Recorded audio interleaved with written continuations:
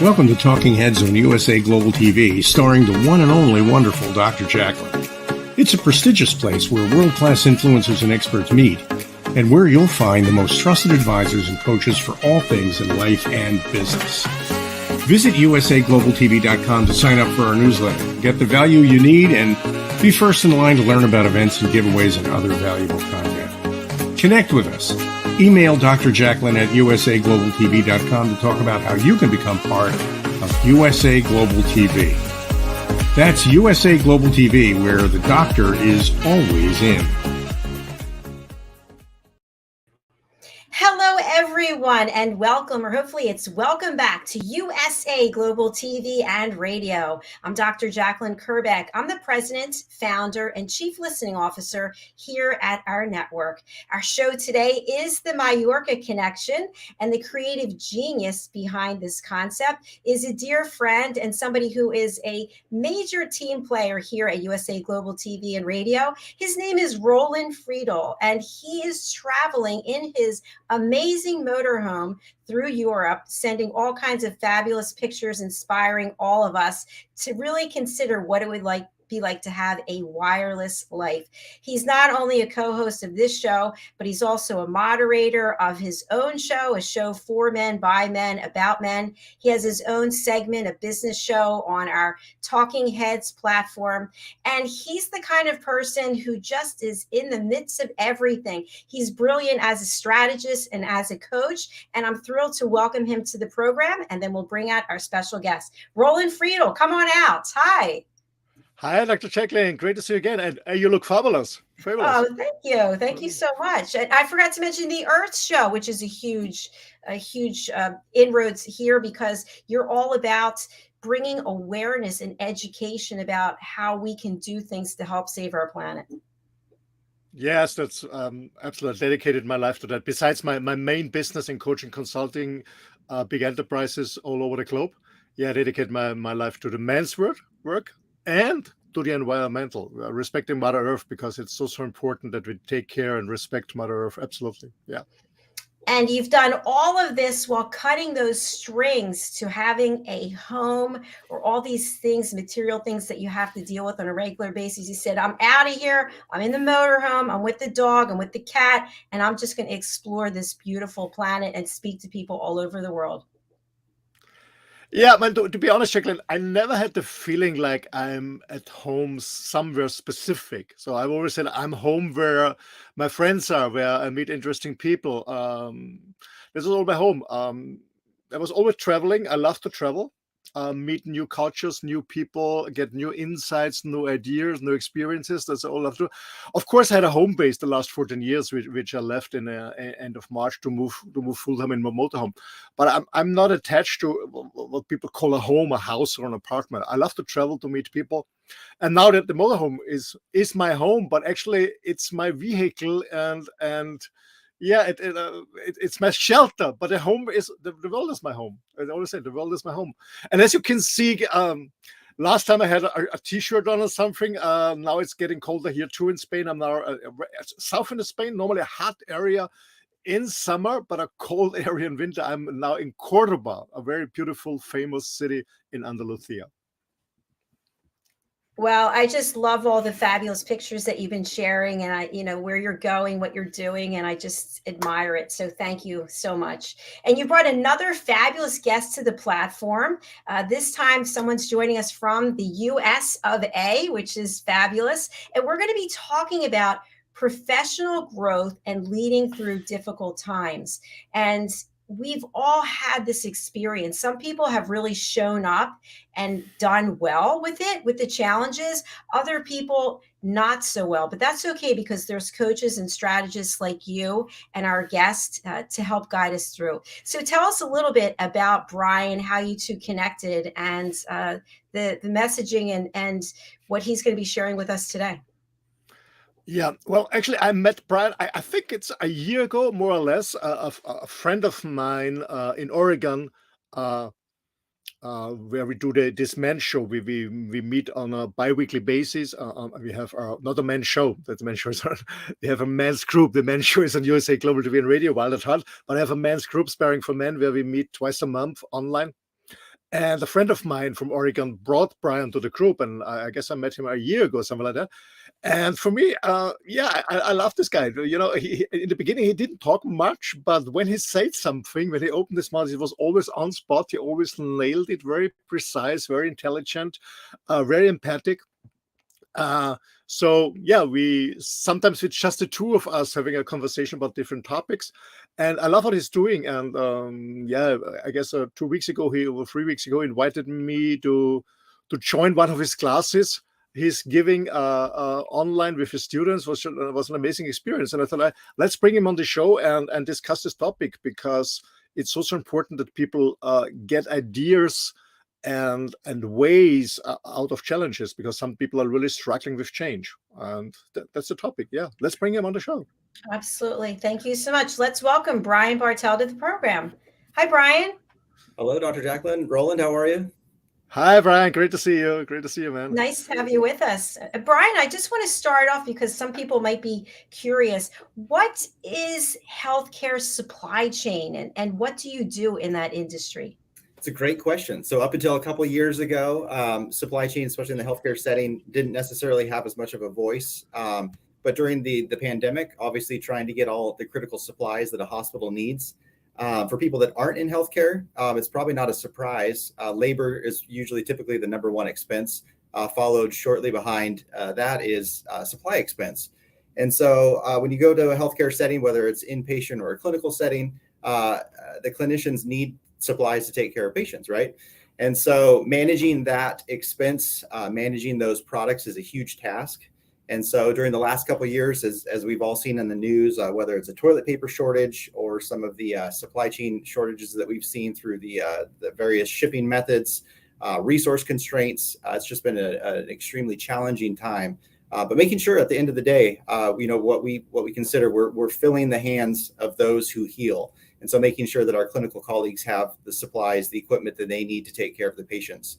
It's a big role. Again, when somebody walks through the door, if I get sick, if my family gets sick, understanding that hospitals are serving those communities with where they are at, I want to make sure that people have what they need. So it's a big role. Again, it's everything from just simple supplies that you can imagine, like what we use, facial tissue or Kleenex, to some complex things that are used in open heart cases, cath lab, electrophysiology, surgery. So again, there's a wide spectrum of things that we're responsible for helping to secure a steady supply of. And again, at the same point, helping to manage those costs associated with it.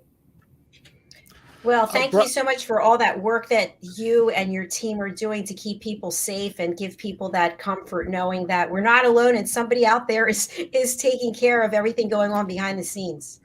Thank you. Brian, a question. Did you ever in your career experience a similar challenge to secure the supply chains ever? Globally, no. Again, this has kind of thrown supply chain everywhere, just in a complete tailspin. It's really kind of highlighted the importance that we need to have too with our business partners. So sometimes in supply chain, you can have that us versus them mentality when it comes to negotiating on prices, so on and so forth. But what I've really taken away from the last 2.5 years, and something that I've tried to focus on even prior to COVID, is realizing that these suppliers, these manufacturers, vendors, these are really our business partners. And so we need to have that mutual respect. Again, at the end of the day, hospitals are reliant on these manufacturers and distributors for these supplies. And so making sure that you have that good communication stream going on back and forth with two-way open communication is critical. We have dealt with shortages. So Hurricane Maria hit, I think in 2017, that was the big hurricane that hit Puerto Rico. Come to find out, a lot of the IV solutions were being manufactured in Puerto Rico, which a lot of us didn't know. That caused considerable challenges. And so since then, it's really been more of a conversation about understanding, where are supplies created, where are the raw materials, where do they come from? COVID really kind of expanded that. I've had more conversations in the past 2.5 years about where products are made, where some of the bottlenecks are, things that I just haven't had those conversations with before. It's always kind of been behind a veil or just something that wasn't discussed.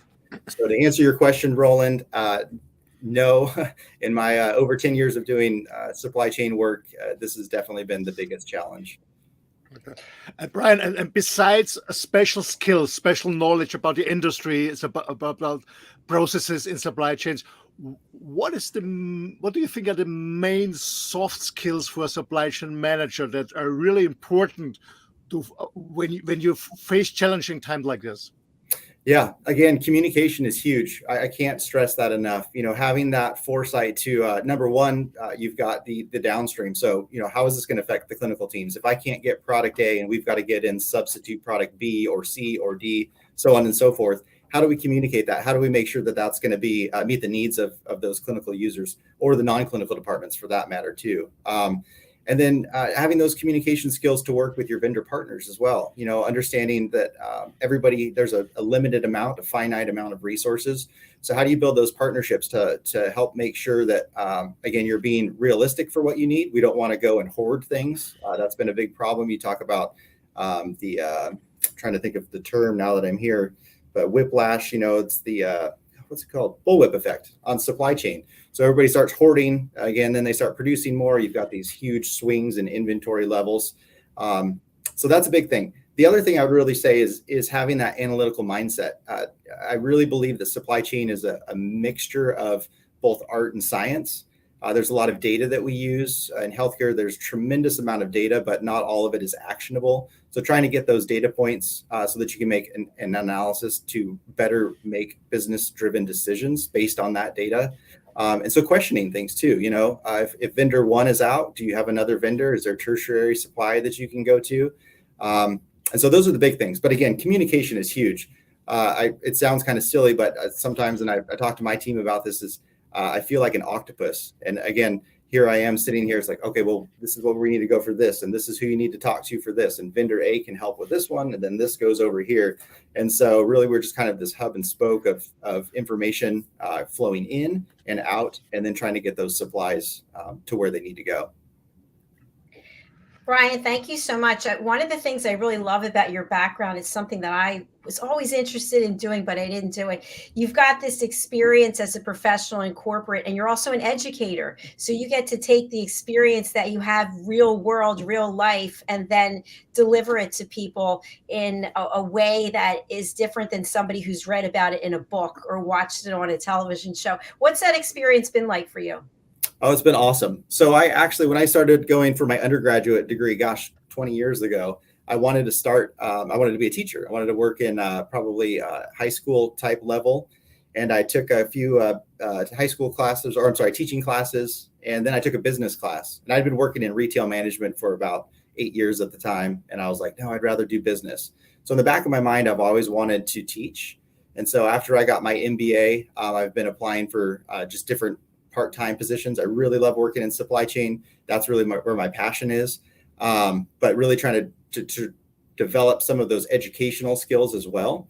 And so an opportunity came up at a local community college to teach, and I've loved it. I mean, it's the first time I get to teach in person. So coming out of COVID, when there's been lockdowns and restrictions, to being able to teach in person to a group of people that are really interested in being there, it's just been awesome. And again, it's a neat mix, because having been in management leadership, working in retail, working in insurance and financial services for a while, now working in healthcare, you can kind of mix that academia, things that people read in a textbook, and say, here's a real life application. This is something that I've actually seen multiple times throughout my professional career. And so it's really beneficial. I think that the students enjoy that. Again, having Roland come on. Roland, thanks for coming to the virtually to the class. They absolutely loved what you had to say about the lifestyle that you've created. They just found it super fascinating and invigorating, just kind of that innovation that you've brought there too. So it's been great. Again, it's stressful having a full-time job and then also teaching on the side, but I'm very fortunate. And they've asked me to come back and teach next term, doing that one online. So I'm going to get a different kind of perspective of teaching in class versus online. So I'm excited for that challenge as well. Good for you. Congratulations. Yeah, I love that. And I really wish we had more teachers and people who are teaching from a practical point of view. Of course, we need the theories. Of course, we need all the stuff, but more practical stuff and really that you can implement and the people know exactly what to do. And that's what I also do when I deliver workshop. We don't do case studies. I always ask my clients, bring real clients. Let's do the real stuff. Brian, you mentioned before, sometimes you feel like an octopus. I love octopuses. They're very intelligent. They have more than one heart. They have more than one brain. I guess, I'm not quite sure. They have 5 brains and 7 hearts, or the other way around, something like that. So where I want to go with you is about personal development. What do you think about personal development? Why is it important? What are you suggesting? Where should people focus on? Yeah, professional development. That's huge. And so actually, we were just having a conversation about this in my class about there's different views on formal education. Obviously, there's a lot of cost that goes into getting in your degree, whether it's your bachelor's, your master's, or you're working towards your doctorate. A lot of costs involved. But that information, again, you get what you want out of education. That's my big takeaway from that. And I was telling the class too, I mean, you're going to get what you want to get out of it. So if you're here because you just want to get a degree, you're not going to get as much as somebody that's here because they want to learn something. And so having that mindset, that's something that's going to go with you forever. And so you might, Roland, you've talked about, the crystal balls and the rubber balls. I love that because if you're arming yourself with knowledge, with skill sets, with that professional development, that's something that's going to take with you, or you can take with you wherever you go. It's something that can't be taken away. And so having that, again, it doesn't necessarily mean that you have to have a formal education. I think that the way that, especially the United States is going, there's kind of a change in mindset. Again, a lot of jobs, you do need to have, an advanced degree. But again, there's a lot of trade opportunities out there as well, where you actually learn skills with your hands. But I would take advantage of whatever you can. Again, if you work somewhere and there's an education program, take it. If they've got education funding for you, take it. Even if it's $100, that's something that is going to, again, travel with you for the rest of your life. I'm a big proponent, too, of joining professional organizations. So I've been a member of the Project Management Institute, and then also a member of the Association of Healthcare Resource and Materials Management, where I serve on the education committee. I recently became a fellow of that organization in May of 2021, which was a big accomplishment for myself. And so, again, it's just challenging. We don't want to remain stagnant, right? I think, Roland, in just our conversations, every 2 weeks that I talk with you, I walk away with just so much more excitement, if you will. I think that's a big portion of it, too. You need to have that excitement on what we're doing on a day-to-day basis. And again, being able to transfer that to other people. How can you develop those around you? When you start working on a high-performing team, the world just changes. Your life gets so much easier. Not that there aren't still challenges, but you have that tight-knit group of people around you that can really help fare through some of these very challenging times. So personal development, again, I'm a huge proponent. Somebody says, "Hey, Brian, you want to go take this class?" Yes, I do. What's the class about? I absolutely. So again, I can't say it enough. If you got that opportunity, especially if there's a cost and somebody else is going to front that for you, take advantage of it, because you're going to learn something and it's going to help you in some way or another. Absolutely. I want to emphasize something you said. You said in the beginning, it's about the mindset. It's about what you want to take away. It's just having a new certificate or a degree or whatever, or you really want to learn something. Right. And I also believe the mindset is the most important thing what I want to take away. I read a study when I was preparing for this interview, actually a European one, and it said that people working for corporations, working in the corporate world, only 2% are willing to invest their own time and their own money in personal development. If it's paid by the company in its time, it's okay. But if they have to pay for themselves, it's only 2%. And this is really, I would say scary. What do you think about this? Yeah, no, I mean, that's the thing. And it's amazing, Roland. And that's very true. So again, I had to pay for my schooling. I do pay for my certificates. I've got a few different certifications that are important to me that I've paid for. Some of those have been funded in part through educational opportunities at my work. But you're right. It's crazy. People will go and they'll buy a brand new car, or they'll, go out and buy a coffee every single day. And then they look at how much education costs and they're like, no, I can't do that. It's like, well, yes, you can. You need to make it a priority. It's amazing just the amount. Like I use the Amazon Kindle. I've got I read all the time. I love reading. I've probably got like 5 or 6 books that I'm in the middle of right now. And I should just have one. But again, I want to read this and then I want to read that. again, having that opportunity to do it, you've just got to make it a priority. Again, I think that if you have the opportunity for somebody to pay for it for you, obviously, yes, that's a no-brainer, go for it. But you've also got to prioritize yourself. It's the same thing with a gym membership. If you want to pay to go to a gym and you don't use it, that's on you. But investing in that for the long term is going to pay dividends. And again, I was trying to think of who said it, but readers are leaders. It's a big thing, making sure that you're continuously developing. And again, bake that into your budget. Again, I've got a certain amount of funds each year that I do allocate for myself to make sure that I'm trying to stay up on industry trends.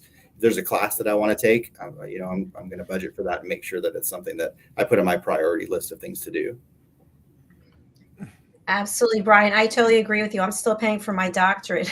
So it's like, but these personal commitments that we make for personal development, they open doors. Absolutely. They give us access to people and opportunities we never would have had before. And by the way, we do have some comments over here from Maria. Hi, Maria Eduardo. I'm one of the 2%. Haha. And also, Great. I took extra advantage during the pandemic. Good for you. Let us know where you're joining from, please.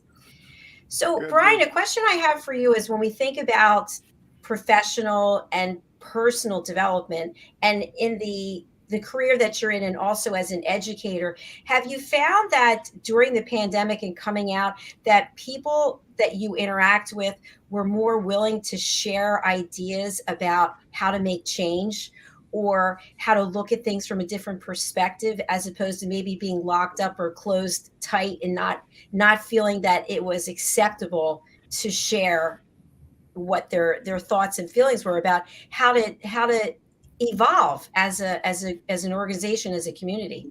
Yeah. Obviously, it's very difficult during COVID, especially working in healthcare. Some of the restrictions that we all had to go through, that had a definite negative impact on people's psyches. Again, my daughters, we moved during COVID. So we moved down from McMinnville to the Eugene Springfield area during COVID. So a lot of challenges. They weren't able to meet new friends right off the bat. So that was very difficult going to a new school that's now all online. But in terms of your question, yes, I think that there's a big shift in mindset. We've seen the ability for those who have that option. Again, if you have to do a hands-on job, working remote obviously is not an opportunity. But there's a lot of transition for people to work remotely. And again, Roland is a perfect example. Again, I look at him and I'm like, the lifestyle that he's created is just amazing. It's been a lot of hard work and dedication on his side, but freeing up those opportunities. In terms of communication about challenges and being more open to it, I honestly do. I think that there's so much more communication that's happening between groups that traditionally have been more siloed. We have, again, from the clinical standpoint, people understand where there might be problems and issues and being proactive versus, when COVID first hit, everything was just reactive. It caught, a lot of people off guard. And so it has fostered a bigger community of sense. I think people are really questioning life, both on the personal and professional level. Are we doing the best thing that we can? Is this the best way to do it? And trying to focus on creating better efficiencies through that too. So in terms of that, personally, I have seen much more collaboration. I think people have that yearning now to try to figure out, okay, we've gone through a very tumultuous time. What can we do to improve both our personal and professional lives moving forward, and taking that all into account for sure. Brilliant. Thank you so much for sharing that. I have a question. You mentioned that people are rethinking their lives the last 2 years. We experienced the same in Europe, that they're questioning their job. Is it really that what I really want to do? Is it meaningful? Is it purposeful? Can I do something differently? And people are also caring more about the environment. Mm-hmm. So my question to you is on specific on your job in the healthcare industry. Let's focus a little bit on sustainability. What are hospitals doing? Because I know that you are using a lot of course, so the patient is safe, the client is safe, a lot of single-use products, of course, you have to use. How about the sustainability there? What are the trends there? Is it everything recyclable? I guess some stuff is really toxic. So what's going on in this field? Yeah, so there's a big opportunity there, Roland. And over the last couple decades, healthcare systems, for the right reason, from an infection control standpoint, have really transitioned from reusable devices or equipment, things such as even just like bedpans, to single use. And so, it's interesting that you bring that up. I was walking down the hallway and I saw one of my team members pushing a couple carts with just overfull with these supplies that they need up on the floors. And sadly, most of that is going to end up in the landfill. There's a recent report that just came out through Greenpeace that said in the United States, I believe only 5% of plastic that could be recycled is being recycled in the United States. It's a huge issue. There's a few years ago, Practice Green Health is a sustainability organization that helps healthcare organizations start looking at these initiatives and how they can reduce waste.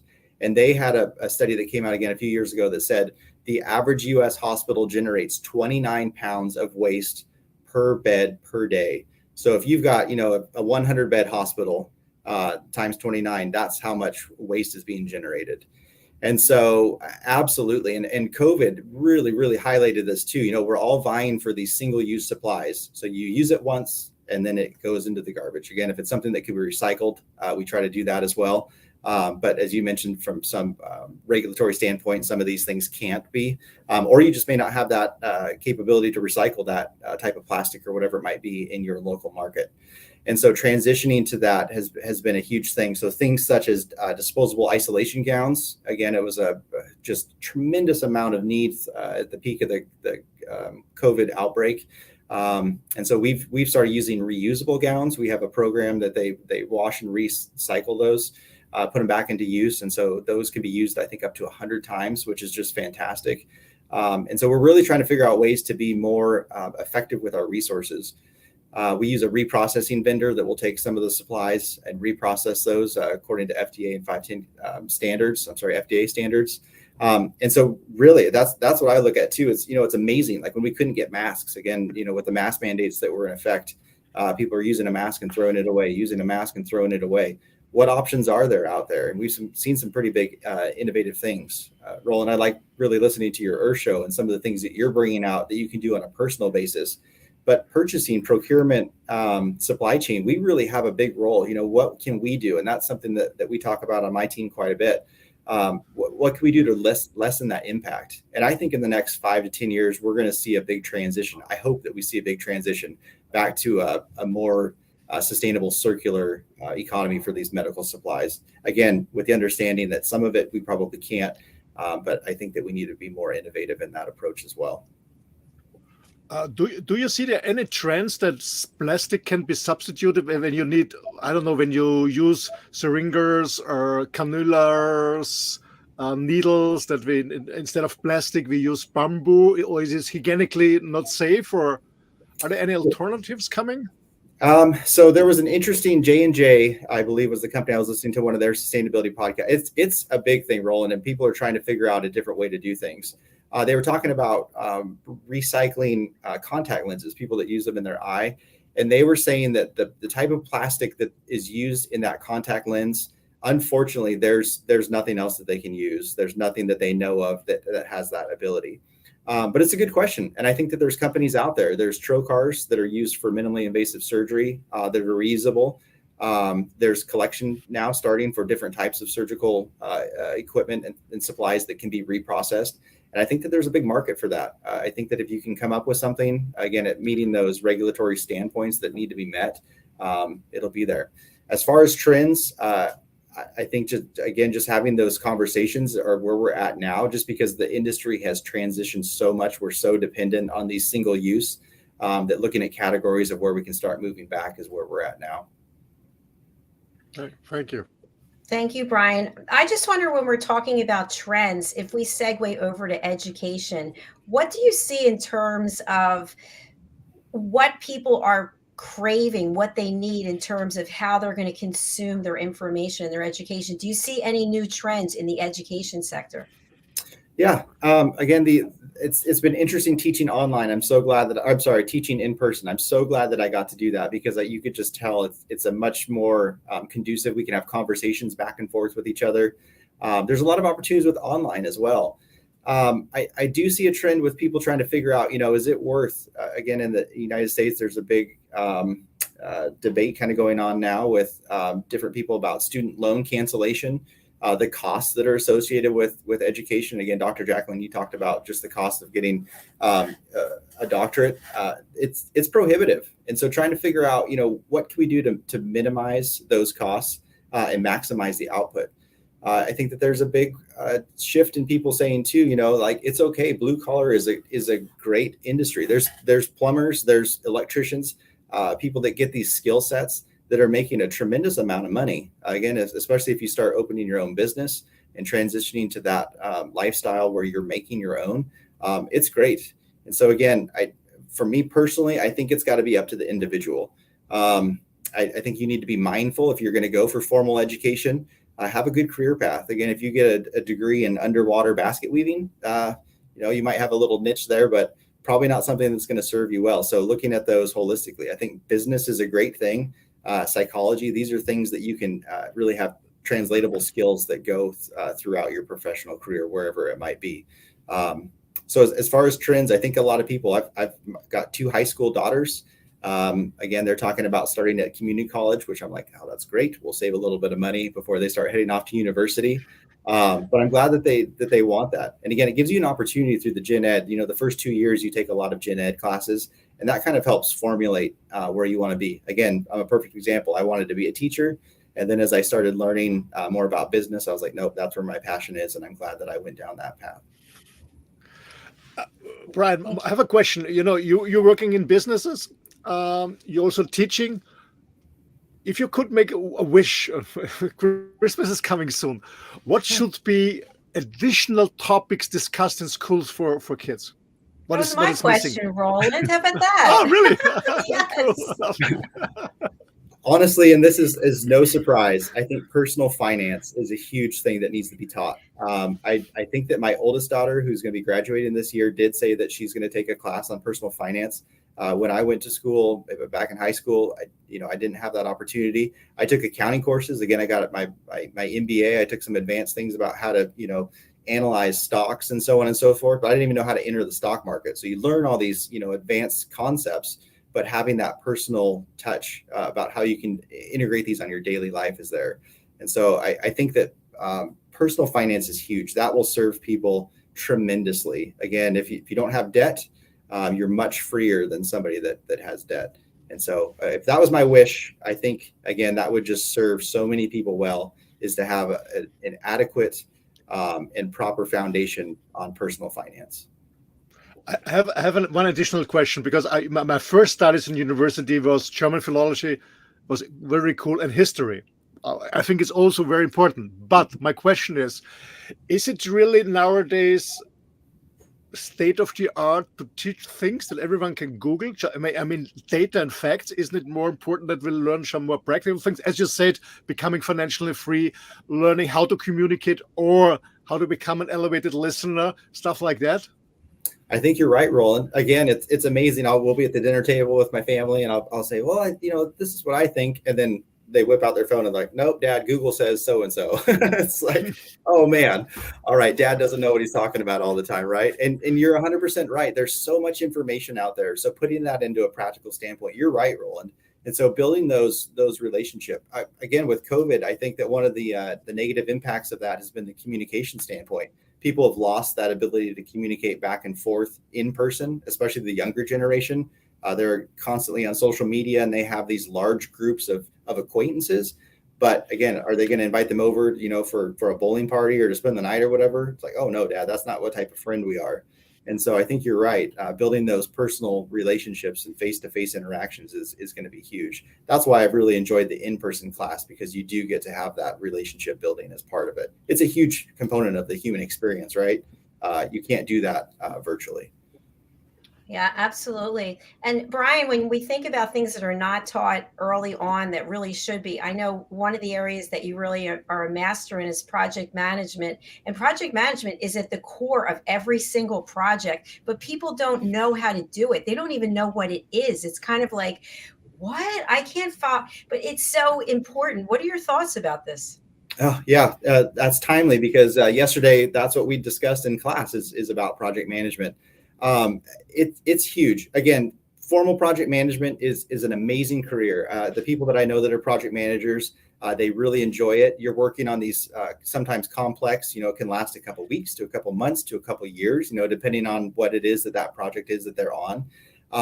But that mindset of taking something, you've got all these diverse people, stakeholders, end users, customers, you've got the functional managers, you've got the subject matter experts, and combining that into a format that is going to produce a schedule and then an outcome that's beneficial for everybody is huge. And so anytime that you have an ability to be a part of a project team, I'd recommend it. There's a lot of emphasis that comes out from a personal standpoint that I appreciate. So I spent 8 years in retail, working in a grocery store, and I'd go home and I'm like, what did I do all day? I stood in the check stand and I checked people out and sent them on their way, which is great. There's nothing wrong with that. But for my personal psyche, I had people that were working in construction, and we'd be driving around. They're like, oh, hey, I built that house, or I helped remodel that office. And having that project mindset of something that you're accomplishing, whether it's tangible or intangible, is just an amazing thing. So if you get any opportunity, again, Project Management Institute is great. They've got a lot of education. But even like you said, just looking on YouTube, I've learned a tremendous amount on YouTube, on Googling different things, and then just opening some great books. Never stop learning. And I would challenge everybody to just keep reading too. Absolutely. And learning here at USA Global TV and Radio, Absolutely. Right? Absolutely. Sharing is caring. We do have some follow-up comments from Maria. Thanks for engaging with us, Maria. We really appreciate it. Maria is joining from St. Martin. Very cool. And also writes, since the pandemic, lots of persons in my country are shifting from the hospitality sector. Yeah, hospitality really got nailed during the pandemic. For sure. Any comments you want to make to Maria, either of you? And what I would say too is, as we go about our daily lives, be kind. Roland and I, we've talked about this. It's so important. We've all got things that are going on. You never know what somebody's dealing with. But again, a big takeaway too is just really be kind. We all have unique challenges, whether it's something that happens at our job and our family life, but going out of your way to be a little bit extra nicer can make such a huge difference, especially as we head into the holiday seasons. It's a stressful time for a lot of people. It's a happy time as well. But just be kind and just realize that everybody has their own things. And if you can make their life a little bit better, even a smile goes a long ways. So just be kind. I was smiling when you mentioned it's holiday season, a stressful time. And I said, what is it talking about? It doesn't fit into my lifestyle. Stress-free. I love it. But Brian, you have really a full schedule, a full plate. But what's next for you? What are some of the wonderful milestones that you have out there that you want to look to accomplish? Yeah. So right now, I talked about the Association of Healthcare Resource Materials Management. That's the national kind of supply chain organization that I'm a part of. We have the Western States Healthcare Materials Management Alliance. We call it WISHMA. I was able to do a little presentation in Tacoma a couple months ago on that. So I'm running for the VP of that. So if anybody here is from WISHMA, I'd appreciate your vote. So working on that. And then again, we've got some big projects that we're doing here at the hospital, just trying to increase efficiencies, make the clinical team's lives easier. And so, yeah. And the big thing is too, my daughter, she's going to hopefully graduate high school a year early. So I don't know how she did that. She's extremely intelligent. She's been working quite a bit as well. So just getting her graduated and then on to the next stage in life is just an exciting thing from that perspective as well. And again, I continue to keep growing. I hope to have more opportunities to both teach and then just to continue to develop my skill set. Healthcare is an ever-changing environment. Looking at just the forecast for the next 1 to 3 years, I think we're going to see an increase in costs. Hospitals are already struggling with reimbursements and revenue from that impact. And so trying to help kind of mitigate some of that is a big challenge. So constantly having that. Thank you so much, Brian. You know, we're almost at the end of the show, but another topic, I'd love to have you come back and have a chat with us. We have another show called The Power of Etiquette and Manners, and there's 2 physicians in Pakistan that are working on a program for the healthcare sector for everyone involved, whether it's medical students, physicians, nurses, et cetera, back of the house, for people to learn etiquette and manners in healthcare. And I would love to have your input on that and maybe be part of how to get the whole thing rolled out. That would be awesome. Yeah. There's a great book. It's called If Disney Ran Your Hospital by FRIEDL. It's something that I've come back to over the last couple of years, but it takes that kind of customer experience that Disney is world renowned for and how you can apply that in a healthcare setting. Again, people come to the hospital. Most people don't want to be here, right? If you're sick, you're not feeling well. So how do you make that experience a little bit better for that person that's really going through some very challenging, struggling times, and their families too, for that matter, right? So that's awesome. Yeah, I'd love to be a part of that. Yeah, fantastic. Wonderful. Brian, what's the best way for people to get in touch with you? We have your banner, but for people who are listening on a radio station or on a podcast platform, how do they connect with you? And who would you like to contact you? Yeah, I love connecting with new people. Again, just the amount of just different skill sets. I love it. Again, I'm very active. I try to be on LinkedIn, even though I may not post every single day. I love LinkedIn. It's the only social media platform that I'm on.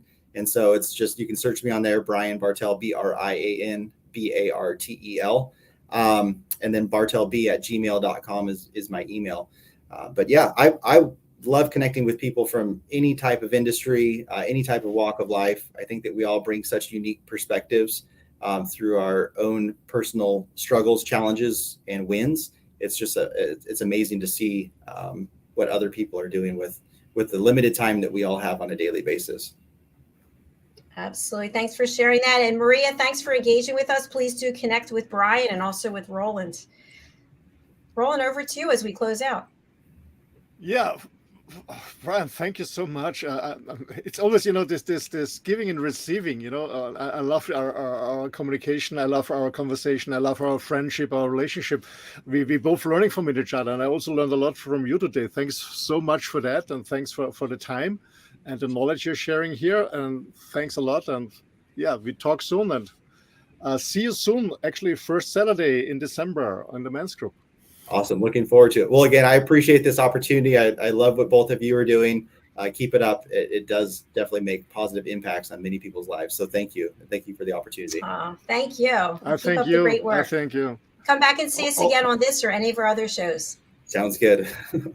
Bye for now. Thank you, Brian. Have a good day. Thank you. Brian. Thank you again, Roland, so much for bringing Brian to the platform.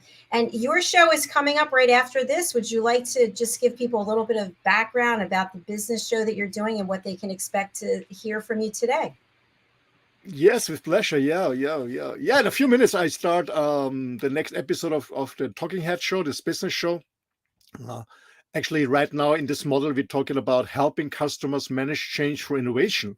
And there are already 10 episodes gone, but today's episode number 11, I will talk about account innovation, meaning what's the difference of retaining an account and growing an account, meaning what you have to do in addition after retention to grow the account. That's the topic for today. And yeah, stay tuned, go on USA Global TV and join me. The Talking Head. You're more than welcome if you want to learn a little bit more about account growth. And it doesn't matter if you're running a huge international company, a national one, or just a single entrepreneur. It's working for everyone. Thank you. Thank you so much, Roland. All right, I'll see you over in the other studio. Thank you. See you. Bye-bye. Bye for now. Thank you to each and every one of you, whether you're watching us on the live or the replay. I really personally do appreciate it. Our goal here at USA Global TV and Radio is to provide education, hope, and inspiration, and of course, a little bit of entertainment here and there. If you've ever had a dream of being a TV host, do reach out. We've got a couple of opportunities left. Go over to our website, usaglobaltv.com, contact us, and just let us know what it is you would like to do and what you'd like to share. We'd like to support your work. Thank you again for watching. We do have approximately 29 live shows each and every week. You can find out more and you can watch our shows on our YouTube channel, USA Global TV and Radio. Very soon you'll be able to watch on our website, which is usaglobaltv.com, and of course all over social media. Thank you again. We'll be back very shortly with Roland FRIEDL and Talking Heads. Bye, Brian. Bye, Maria. Thank you.